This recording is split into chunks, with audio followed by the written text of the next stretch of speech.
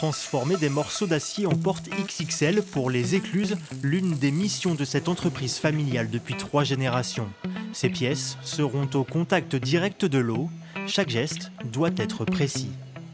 On va contrôler dès le début quand on va assembler les éléments. Ensuite, à la soudure, on va contrôler tout ce qui est soudure. Et on peut mettre à la peinture, on va contrôler la peinture également. On prend des échantillons. Il y a des échantillons qui sont mis de côté pour assurer le service qualité. Près de 80% de l'activité est basée sur l'hydrologie, la science du cycle de l'eau. Portes d'écluses, barrages ou encore vannes sortent de cet atelier.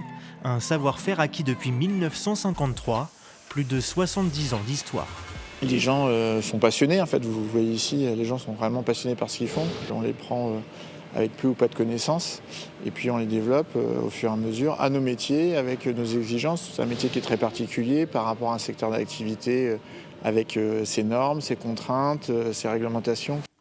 La centaine de salariés est à la manœuvre à chaque étape du processus, de l'élaboration des plans à l'installation. C'est dans ce bureau d'études que le projet prend vie. On va implanter de la mécanique de précision sur un environnement en béton et donc qui est précis des fois au centimètre. Et nous, on est précis au millimètre, voire même au dixième sur certaines choses. Côté ingénierie aussi, il faut évoluer pour répondre notamment aux conditions climatiques changeantes. Notamment sur la partie, on va dire, côte atlantique, avec la dernière tempête Xynthia. Certains clients ont décidé de, on va dire, prendre en compte la montée des eaux futures.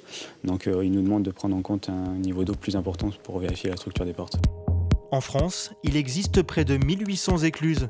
En moyenne, une nouvelle porte sort de cet atelier charentais tous les 15 jours.